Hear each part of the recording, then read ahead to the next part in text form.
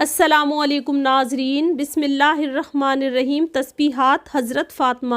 حضرت علی نے اپنے ایک شاگرد سے فرمایا کہ میں تمہیں اپنا اور فاطمہ کا جو حضور کی سب سے زیادہ لاڈلی بیٹی تھی قصہ سناؤں؟ شاگرد نے کہا ضرور۔ فرمایا کہ وہ اپنے ہاتھ سے چکی پیستی تھی جس کی وجہ سے ہاتھ میں نشان پڑ گئے تھے، اور خود ہی پانی کے مشک بھر کر لاتی تھی جس کی وجہ سے سینے پر مشک کی رسی کے نشان پڑ گئے تھے، اور گھر کی جھاڑو وغیرہ بھی خود ہی دیتی تھی جس کی وجہ سے تمام کپڑے میلے کچیلے رہتے تھے۔ ایک مرتبہ حضور اقدس صلی اللہ علیہ وآلہ وسلم کے پاس کچھ غلام باندیاں آئیں۔ میں نے فاطمہ سے کہا کہ تم بھی جا کر حضور سے ایک خدمت گار مانگ لو تاکہ تم کو کچھ مدد مل جائے۔ وہ حضور کی خدمت میں حاضر ہوئیں۔ وہاں مجمع تھا اور شرم مجاز بھی بہت زیادہ تھی، اس لیے شرم کی وجہ سے سب کے سامنے باپ سے بھی مانگتے ہوئے شرم آئی، واپس آ گئیں۔ دوسرے دن حضور اقدس صلی اللہ علیہ وآلہ وسلم خود تشریف لائے۔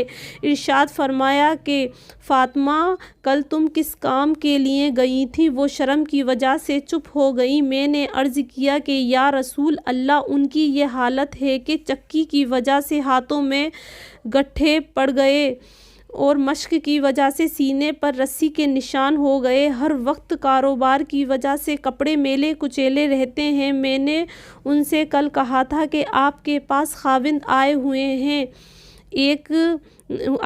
یہ بھی ایک مانگ لیں، اس لیے گئی تھی۔ بعض روایات میں آیا ہے کہ حضرت فاطمہ نے عرض کیا کہ یا رسول اللہ، میرے اور علی کے پاس ایک ہی بسترا ہے اور وہ بھی مینڈے کی ایک کھال ہے، رات کو اس کو بچھا کر سو جاتے ہیں، صبح کو اسی پر گھاس دانا ڈال کر اونٹ کو کھلاتے ہیں۔ حضور نے ارشاد فرمایا کہ بیٹی صبر کرو۔ حضرت موسیٰ اور ان کی بیوی کے پاس 10 برس تک ایک ہی بچھونا بسترا تھا، وہ بھی حضرت موسیٰ کا چوغا تھا، رات کو اسی کو بچھا کر سو جاتے تھے۔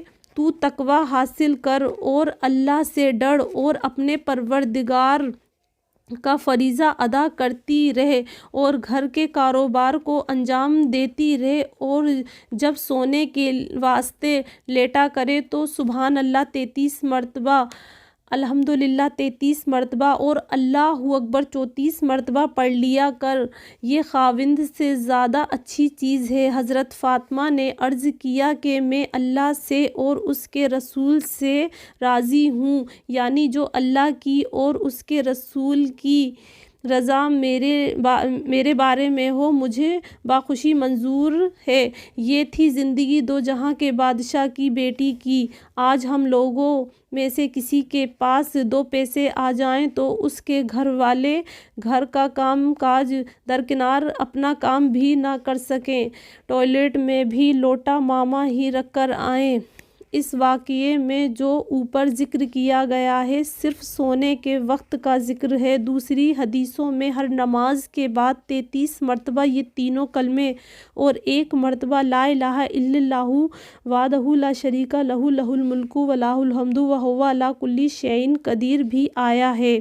اللہ تعالیٰ اس حدیث کے ذریعے ہمیں بھی زندگی جینے کا سلیقہ سکھائے، کہنے سننے سے زیادہ عمل کی توفیق عطا فرمائے۔ السلام علیکم۔